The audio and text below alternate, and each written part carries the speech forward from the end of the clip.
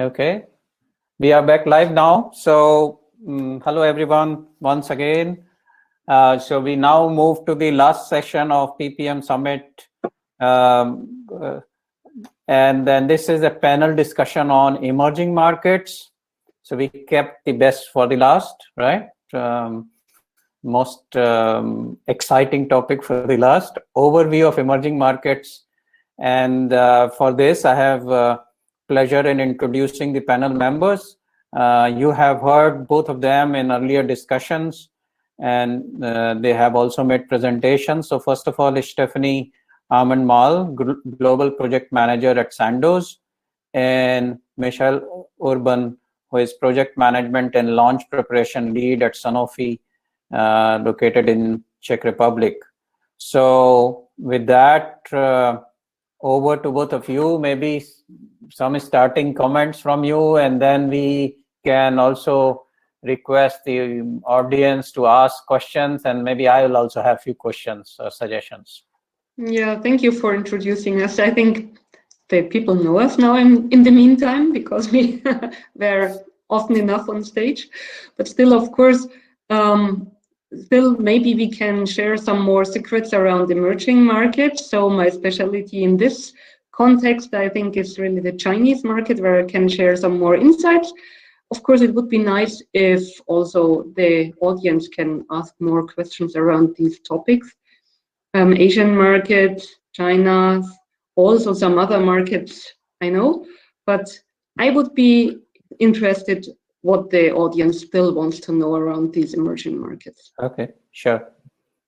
I agree with Stephanie that we can skip the introductory phase. We are anyway a bit over time, so this part is fine. I'm actually looking forward to also hearing from Stephanie on her experience, because I think it will be a good match. She's experienced in Asian countries, China, Japan, where I have limited experience. However, I do have some experience in the Middle East, Africa, and Turkey. So I think we'll be complementing each other. And of course, if we have some questions, we can answer them directly.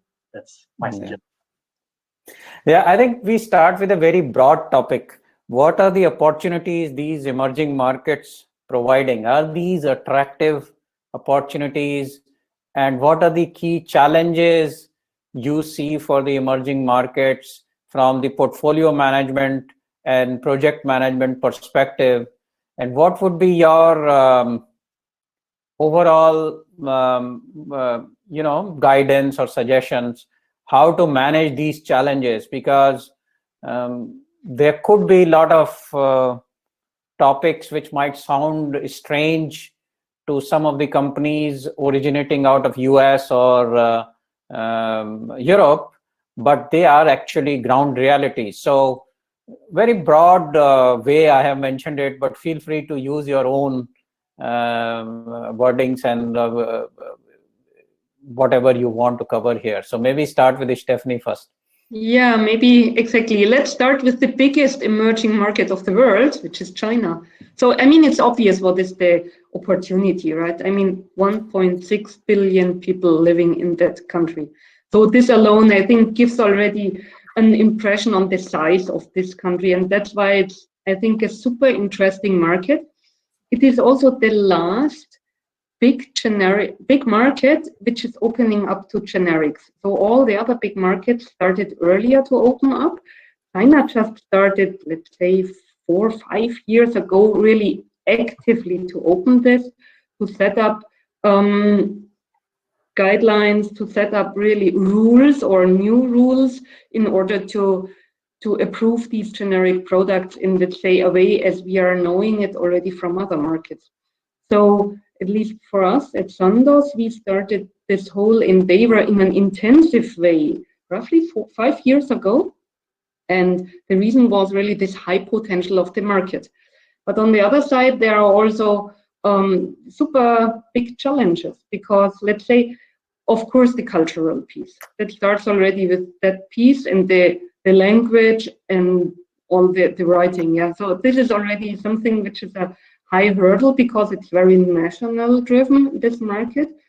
So you need a good team there in the country to build up all the national parts you need. So because as a global person, so coming from another culture, you are even not able to understand what they want from you. Yeah, so it's already this part which is starting. And then, of course, you have quite high technical hurdles in the meantime. So this market is very demanding with regards to the data they want. So it's not that they just say, okay, if you have it already approved somewhere, just give it to us, we take it. No, in the meantime, they have really high standards. So my impression is they checked all the, for example, all the pharmacopoeias, the US pharmacopoeia, European, British, whatever is available, and then they selected the strongest levels and limits and put it into their monographs. So that's somehow the impression we have. So it's quite demanding.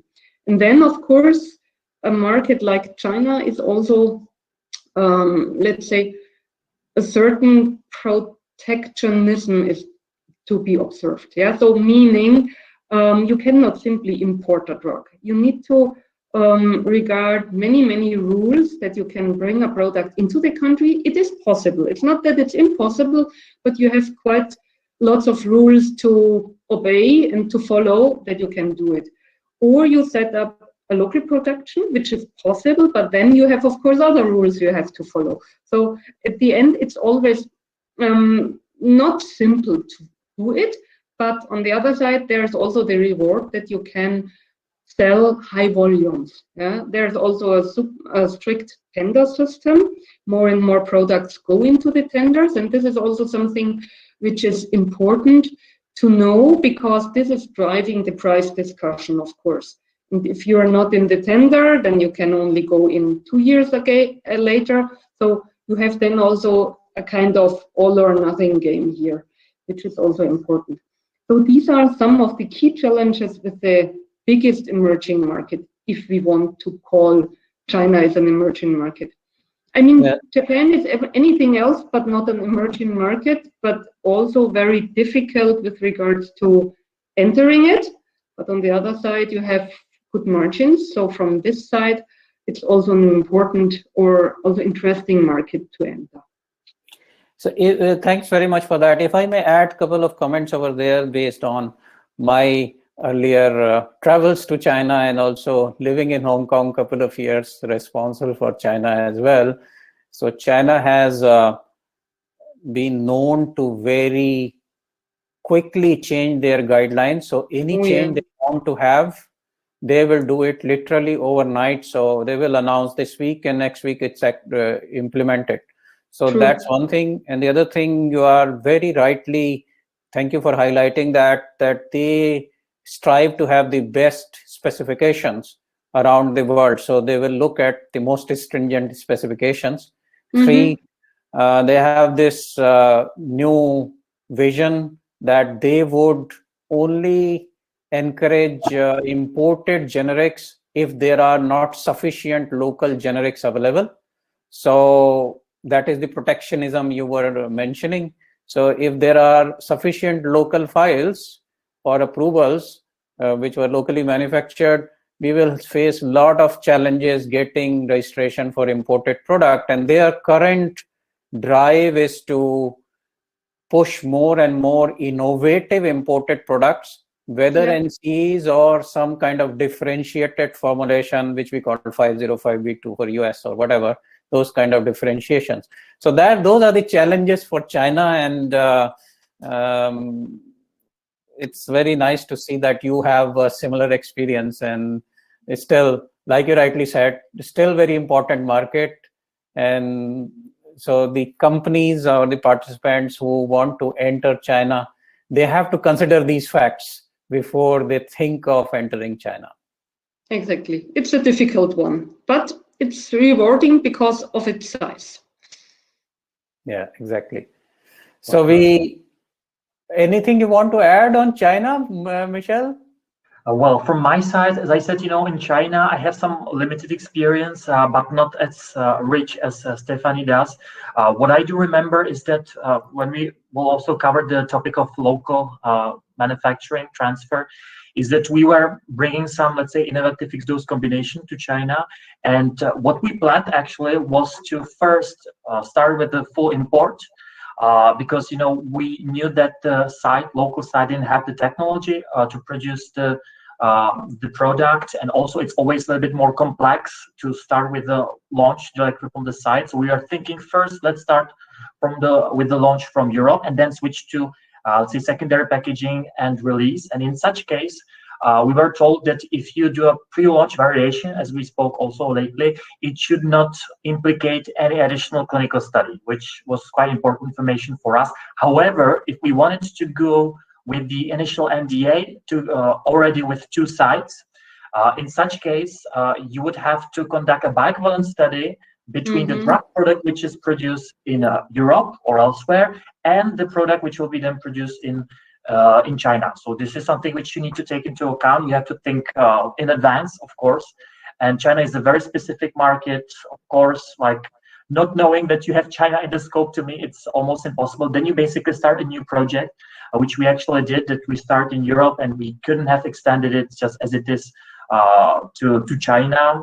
Basically triggered a new clinical development, phase 1 and phase 3, even for substitution indications. So it's a difficult market, interesting market, and you need to have a very strong presence, local team supporting you, I have to say. Absolutely agree. Yeah. So nothing to add from this side. It's really, and it's very special. Yeah. And you need really the local team who do the clinical studies, who take care about the transfer if you want to do this transfer. And yes, this additional BE study or studies usually you would need if you switch from imported drug to locally manufactured drug. That's also something which can be quite a cost tag. Yeah, so it's not cheap either. Also, interesting point, for example, is currently the BE studies in China are very expensive, because many companies are pushing into this market now. So there are very limited resources in the hospitals which can do such studies. And the logic situation is that the prices increase. Yeah, so that's another thing, for example, which you should consider when you start calculating your business case. Yeah, so it's significantly more expensive compared to performing a study in India, for example. You can't compare this. Yeah. No, you can't. And I agree, because even if you are being asked as a project manager for a high level cost estimate, if you have China in, we always count double cost to the one in Europe or US. Easily, yeah. But I think there are more markets, and I think there are something, for example, Turkey is an interesting market, right? And I think you have lots of experience in that market. It's true, yeah. I mean, we have the advantage that, as Sanofi, we have a quite big manufacturing site located in Turkey. So we were never so much like hesitating whether we go with full import or with local manufacturing. It was basically the option going with local manufacturing. It was easier. However, maybe one thing to be noted is that if you go to Turkey with the full import, and this is where we actually faced one issue during the registration, is that basically the authority will only approve if you are basically representing, if you have exclusive rights to represent the company which is, for instance, manufacturing a product for you. So imagine you have a licensing product which is produced in Poland. You're going with a full import to Turkey. What you will need to prove, regardless of what you have basically in the contract with the third party, because we in our case have semi-exclusive rights, the authority will insist that you are the sole representative and distributor and basically the only focal point on this company in Turkey. They don't accept any other company. So we are exchanging back and forth with the licensing team on this topic, that the licensor didn't want to sign that we are sole exclusive representative. But this is what needs to be also thought of in advance before you sign a deal with this third party. You also do have some prioritization, let's say, advantages if you are going for local manufacturing and you even export to other countries. So it can give you, let's say, some speed up even for the registration. You have shorter timelines. So even though I don't think it is really a must going for local manufacturing, eventually, especially for generics, you realize that if you want to succeed there, it's much more, let's say, win-win situation for you if you go with local manufacturing. For Algeria, for instance, it's a must. You just need to go, even if you are having fixed dose combination, which is not there, and the active substances, the individual components are marketed, you will be asked to conduct local manufacturing. Only for very innovative drugs, you basically can import. And my experience from Emirates and from Gulf region, if I may just share with you, from a different region, because I was leading a project where we had as a platform for manufacturing located in Dubai, with the intention to expand to all other Middle Eastern countries up to Iraq, Kurdistan. And we were thinking to do local manufacturing as a secondary packaging only and QC release, which worked nicely. Eventually, we didn't have so much, I would say, advantages in terms of the registration that we hoped for eventually. But in Saudi, when we wanted to apply the same case, we learned that, and it was 2 years ago, so maybe, as you said rightly yesterday, Stephanie, the laws evolve so quickly in emerging countries, 1 year to another. So 2 years ago, it was still the case that they didn't accept secondary packaging and release in Saudi Arabia as a local manufacturing. They basically wanted you to commit to full manufacturing from bulk. Otherwise, it would not be received as local manufacturing. Again, you would be facing some obstacles here. So local manufacturing, extremely important topic in emerging countries. Yeah, that will be it. We can discuss also other regulatory challenges. I'm sure, Stephanie, CPPs, it's another subject which you need to think of in advance. So maybe one example I could share, that was for a territory extension of a product which was already marketed in Europe, manufactured in Cyprus, and to be registered in Pakistan and Bangladesh. And CPP, you would think it's just a simple extension. They don't need a special study like China or Brazil. You would just take it as it is and do legalization of the CPP. However, what happened in our case is that the legalization itself was pretty much of a problem, because we produced the product in Cyprus, which meant that we wanted to have a CPP from Cyprus and have it legalized at local embassy. Depending on the type of document, you go to Minister of Justice, Minister of Foreign Affairs, and then to embassy, which is shocking to me in 21st century that they still insist on those papers and golden stamps on the paper. But unfortunately, it is still the case. Hopefully, maybe it will change with COVID. I don't know. But in our case, it was still a mandatory task. And there was no embassy of Pakistan in Cyprus. So what do? We ask local Minister of Foreign Affairs. We were asked to go to either to UAE or to Turkey. So we went first to Turkey and asked the embassy, Pakistani embassy, if they would let's say, give us the legalization. And they said, if you prove to us that you as a Sanofi are located in the northern part of Cyprus, which I didn't quite get why, but if you do it, then we will legalize for you. So I came to our affiliate person with this request, and she was absolutely upset with this request, because nowadays it's still a little bit, there are still some tensions, but basically they believe in Cyprus that Turkey is occupying the north of Cyprus. Yeah, the political game. The political game is a little bit, it's a slippery slope. Ritu has also mentioned in the chat box, I think the political dynamics in these emerging markets can be a boon or a bane sometimes. So she's absolutely right.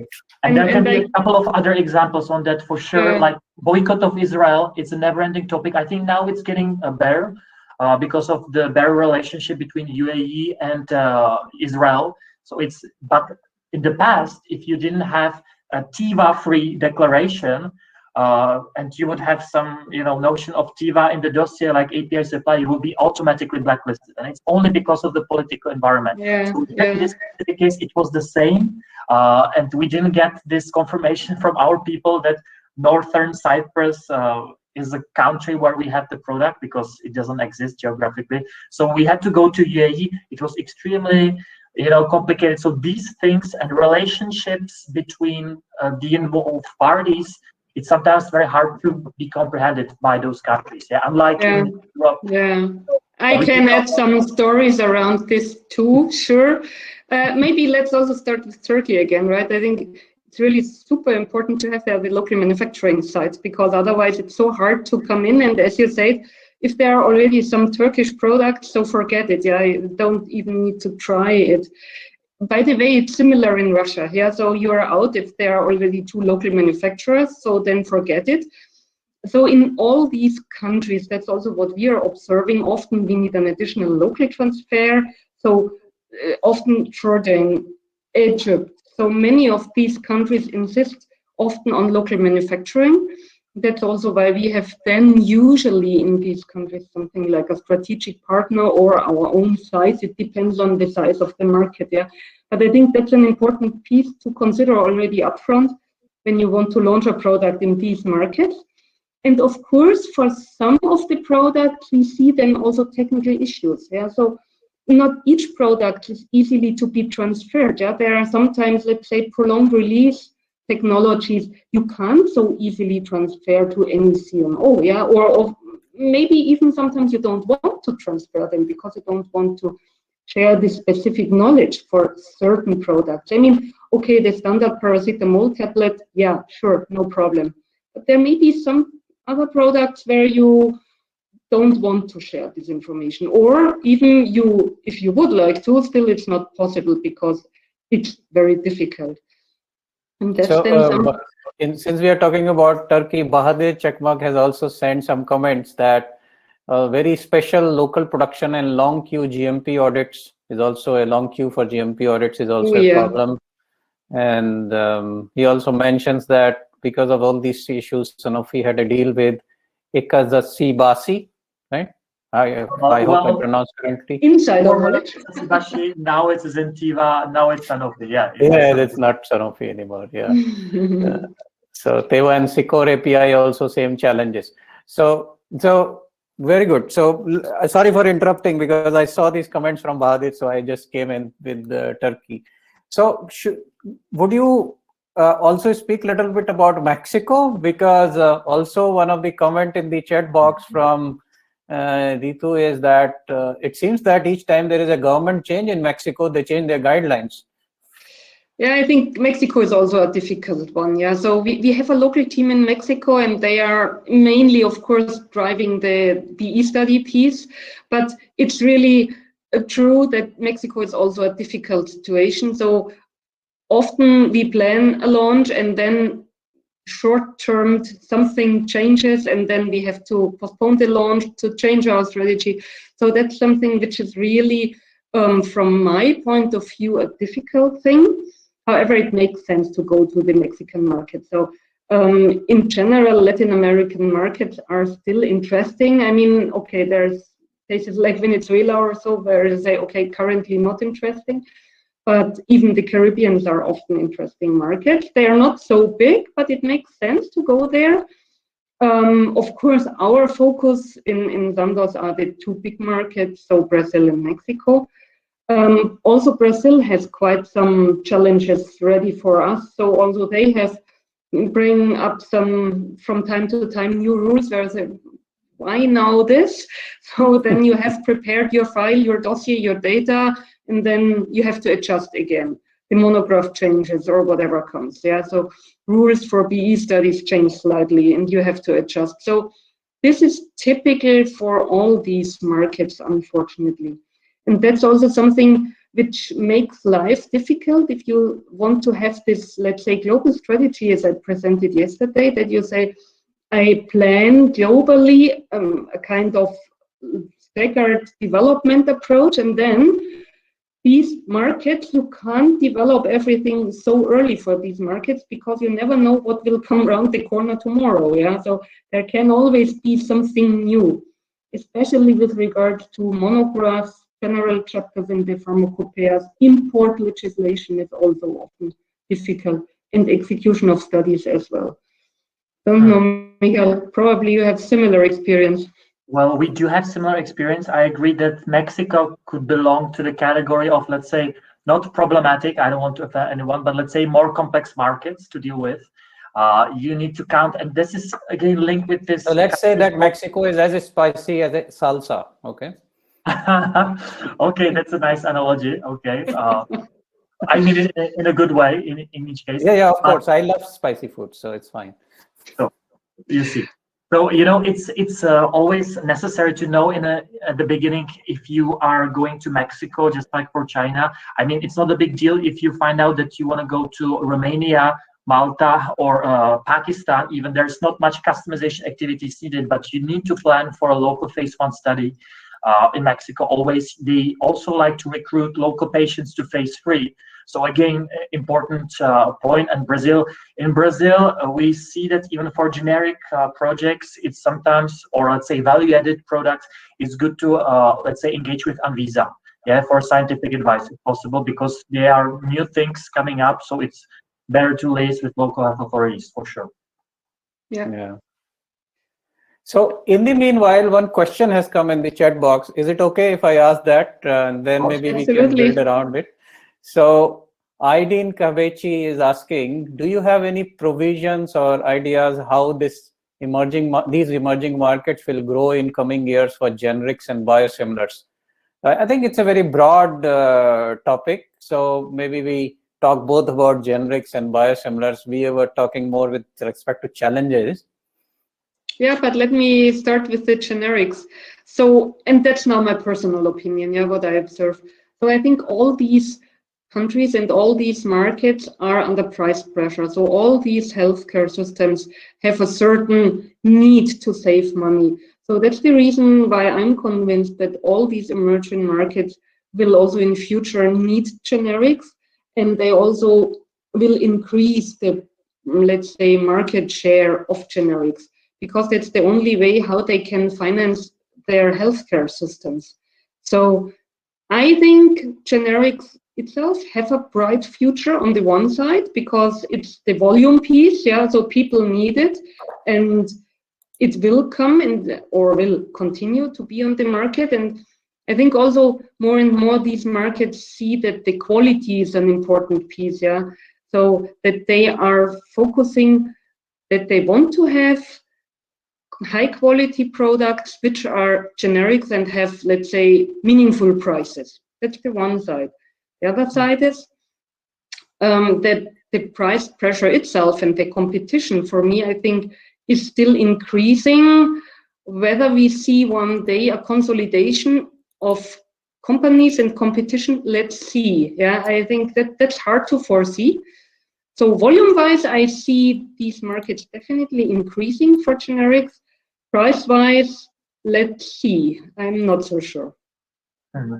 I will comment on that as well, even though this is more of a portfolio-related question. But from my experience, when staying in the Middle East, I would say the generic substitution is broadly more and more encouraged. The governments are trying to somehow boost the awareness of generic substitution.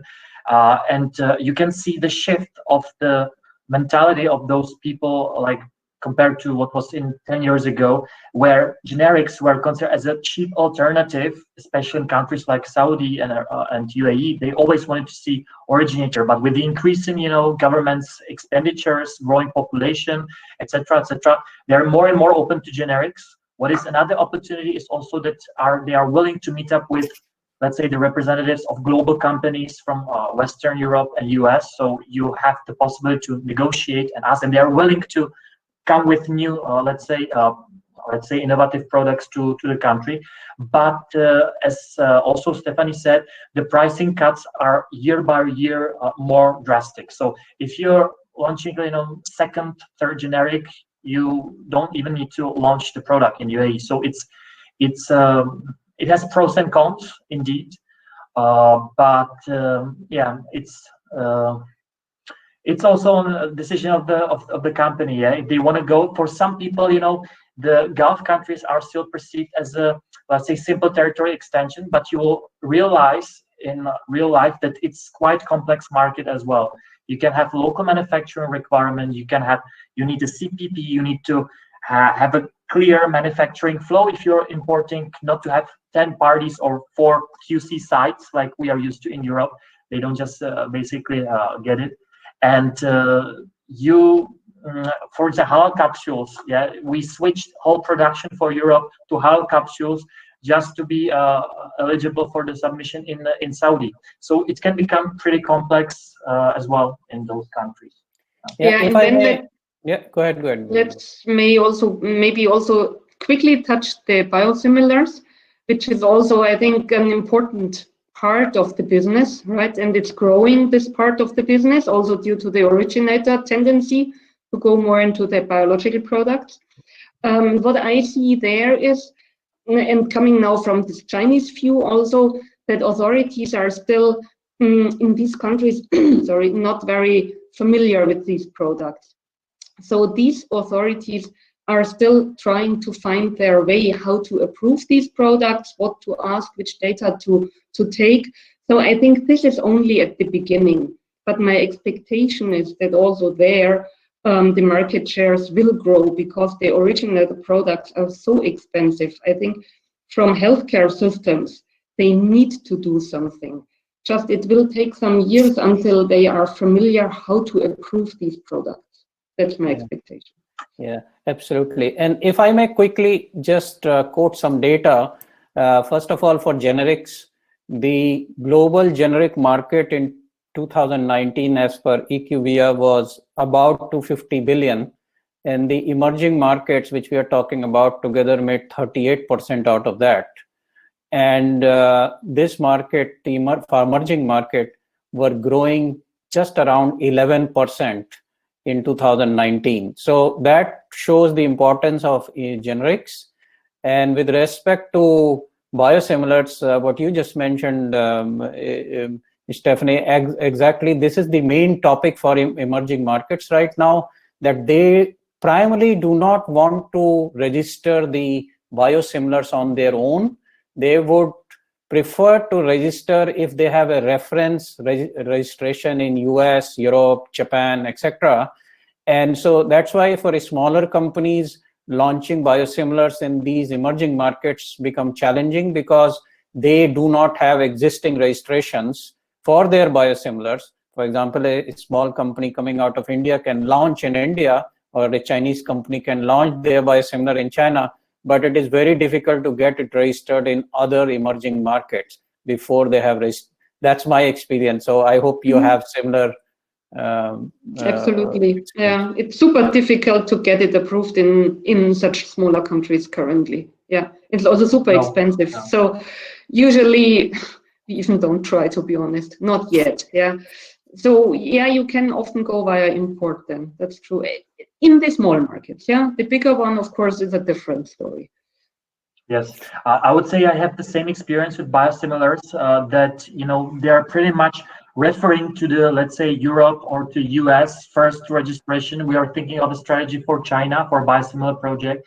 And at the end of the day, we just knew that, you can do whatever you want, but then they will always look what is happening in Europe for the same product. Yeah, so we are thinking of switching a reference country for some reason, and eventually we are told that still they want to see first the approval also in Europe, also in US, then they will decide. So they're still very conservative. Also for the other countries, Brazil, what else we have there? Yeah, AME region, they still prefer to see what is happening in Europe, in the major markets. Okay. And maybe last point, which is at the end a little bit hard job for us as a project managers, because you have set of multiple scenarios which can happen. Either you can go with a very brilliant CMC analytical package, then maybe probably preclinical studies, but maybe you will also need phase 1 and maybe also phase 3. So presenting this set of scenarios to the management and asking for the money, which has such a huge range, it's a challenge. Okay. So anything else, Stephanie, from you? I think this was a super summary, and I think as project manager, especially as I say, delivering a product for many markets, that's really a nice challenge. But if it wasn't difficult, I wouldn't have a job. So it's okay that it's difficult. Yeah, I was about to say the same, that all of us would not have our jobs if it was very simple. So exactly. Thank you to these countries At least you're giving us some bread and butter. So, but jokes aside, I think very interesting panel discussion. Both of you are extremely experienced and competent in these areas, and thank you for your insights. I really appreciate that, and also appreciate the questions in the chat box from the participants. So thank you again, Stephanie and Mike, Michelle. You can disconnect, and then till we meet again in some other platform. It was a pleasure interacting with both of you. Thank you. I will be looking forward to it. Thank you. Bye-bye. Thank you. Thank you. Bye. So welcome back, Simona. So over to you. Hello, Samir. Thank you so much for leading this conference so well. I just wanted to jump on the stage for a very brief moment. So first of all, a big shout out to your work. It's been amazing to have you chairing this conference. Your presence and professionalism exceeded all our expectations. So thank you so much. I'd like to thank also all our speakers who shared their wealth of information and experience. I really hope that it was beneficial for all the attendees who were pretty active, and I'd like to thank the attendees as well. So thank you all for joining. I'd like to remind you that you can access the recordings from Monday on the platform PPM Workout, which you can find on the Expo area. You can also use this time after the conference to network in the networking section for 20 to 180 seconds, connecting to a random person, or you can continue discussions in the sessions.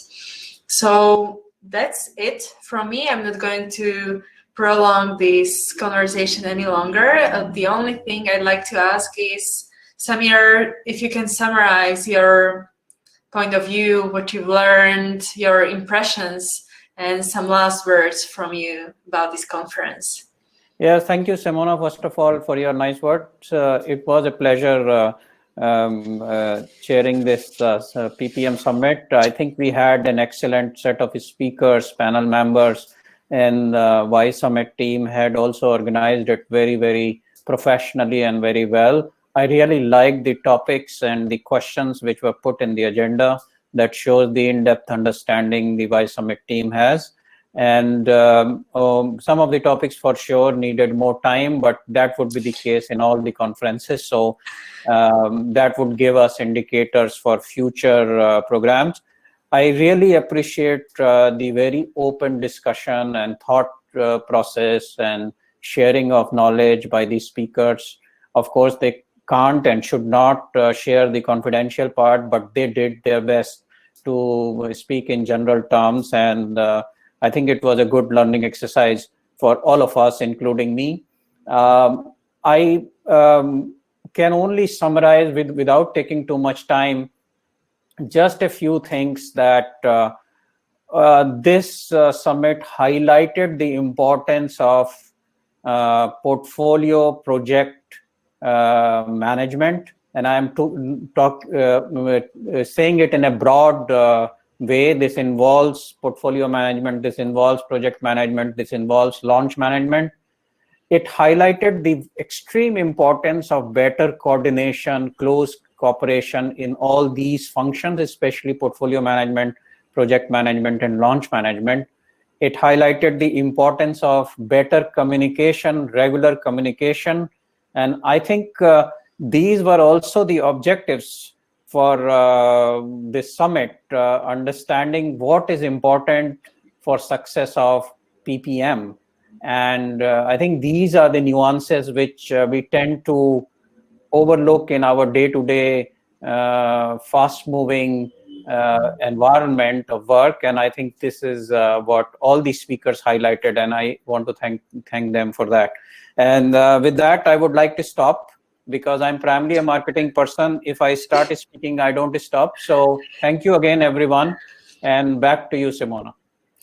I think you've summed it up perfectly. I couldn't have done it better. So thank you all for coming. And I'll see you at the upcoming conference next week. It's on Thursday and Friday, virtually from London as well. You can meet leaders, discuss challenges, and actually provide the ecosystem with connections to grow your impact and to improve your daily life in job, of course. So that's it from me. It's been a very long weekend and very fruitful discussion throughout this whole conference. So I guess we're all ready for the weekend ahead, and we are happy to have you. If you can spare some 3 to 7 minutes to respond to the feedback form, we would appreciate that. And I believe that also the speakers would like to hear some feedback on their work. So if you've got anything to share, feel free to do so in the feedback form, which is pinned in the chat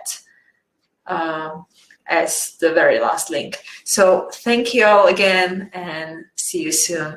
Thank you. Thank you. Bye-bye. Bye.